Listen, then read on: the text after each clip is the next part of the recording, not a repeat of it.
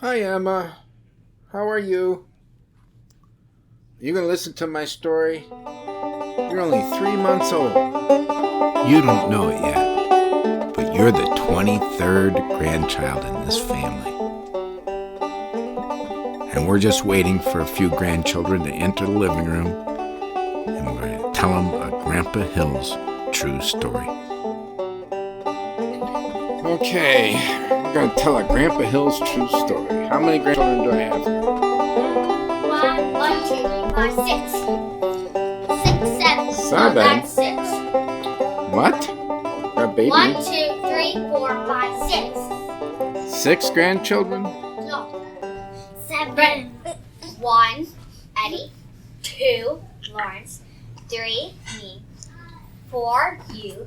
5, Kyle. And 6, Emma. 6. Welcome to Grandpa Hill's True Stories. Oh, here's a 7. These stories are for my children, my grandchildren, and all children. What are you laughing about? And what do we have to do first? Take a seat, everybody! Very good. I have 7. I have 8 of my grandchildren here. One of them, they're all cousins. One of them's a man cousin. A teenager cousin. No, he's not a teenager anymore. He's a 20-somewhere. A 20-somewhere. Yeah. Oh, sure. So, this story is about when Grandpa becomes a bee target. Oh. Bee target. You know what a target is? Yeah. Yeah. What's a target? Something you shoot at? Yeah. Yeah, something you shoot at. So the bees are like. So they're going to be together. they're going to be shooting at me, the bees? No, they're stinging you. Oh, they're going to be stinging me. Maybe. So you know what a target is? Something you shoot at, something in games that you throw at. You throw at a target to get points. Yeah. Well, in 1974, in the early summer, the points were being thrown instead of earned. So it wasn't horseshoes, it wasn't marble, it wasn't frisbees. The points were being thrown. The points were on the behinds of those bees. What? They all had stingers. There's little points, yeah. I get it. The bees weren't actually throwing their stingers at me, but instead their whole bodies were coming after me. On each of their bodies was a point called a stinger.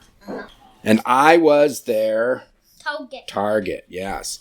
If I couldn't get out of the mess, I would have dozens of stings. And they were yellow jackets, which doesn't really mean they have a coat on, but they're wearing, they're just, means they have like a black stripe, a yellow stripe, a black stripe, a yellow stripe. So yellow jackets, so their interest was to sting, and keep on stinging. So why would a bee want to sting me? Because you smell like honey. Yeah, I was just doing my job. I was just at work. Wait, you were out. Wait, were you outside? Yes, I was outside. What were you doing at work? I was cleaning the steps. What? Cleaning out their home? No, Mr. Griemel. The steps? You're jumping ahead again. Mr. Griemel had these railroad ties. And then in between them, there'd be a couple stepping stones and then another railroad tie. And you'd step up and up and up to get up to his house. Okay, like you go at the state parks. Sometimes you'll have those railroad tie steps to go up. So I'm cleaning the steps. I'm spraying them off with my hose. And that's what I would do for Mr. Griemel. He has a party that night. And he wants all the steps and all the railroad ties clean. So that when the people walk up, they don't get all muddy, dirty, or trip on a stick or something from the trees. So I had to make a clean, safe path. I get it. All the stones needed to be washed and all the dirt gone. There were bees.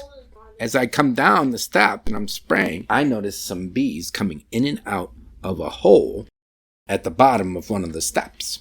I know it. What do I do? Don't spray. I spray. I'm going to get them. So I get down below the bees and I put a big fan on my hose that I'm spraying with. And I knock down the bees that are kind of flying around.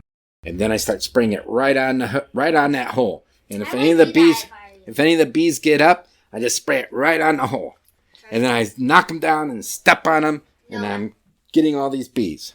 Uh-uh. Yeah, I am.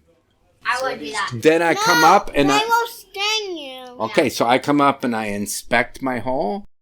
All there is floating bee bodies. They're dead. They're flooded out. There's no bees coming, no bees going. I go back to work and I go down to the next step.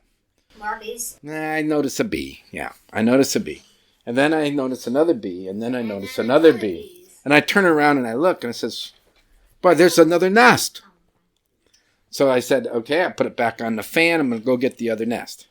But by the time I do that, there's another bee and another bee and another bee. And then I realized that the bees had two ways for their nest. I was spraying one way, and meanwhile, they were coming out the other way. So they were being flooded out and coming out, and they were mad.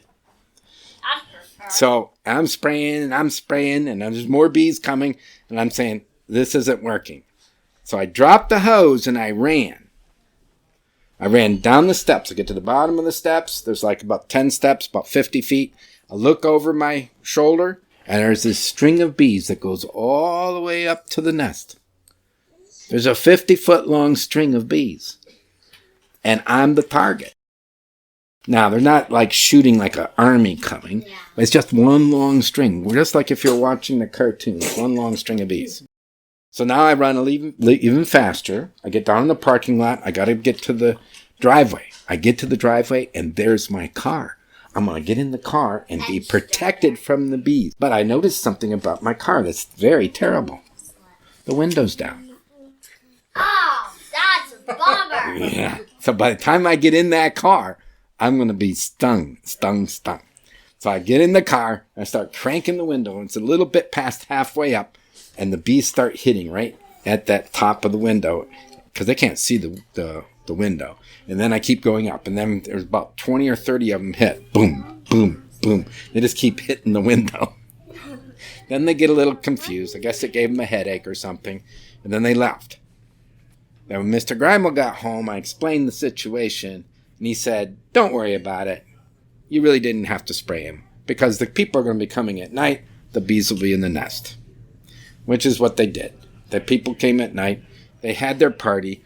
Then the next time I came to work there, I had to spray him again. But this time I used something called Raid. It's like a poison. Yeah. Because they had already settled down and they might have moved. But he did want them out of there, but he didn't need them out for the party. And I thought I was pretty good, and I thought I was pretty smart. And I found out that I wasn't very smart. And you were smart right from the beginning. Probably shouldn't spray them. Yeah. And I found, but later on in life, I ran into bees again a couple more times with these big nests of yellow jackets.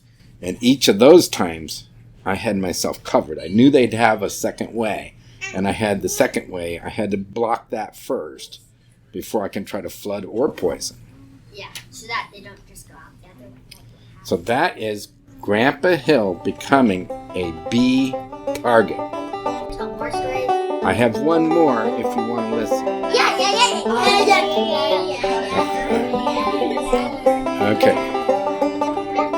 Yeah, well, you're excited. You're pretty excited.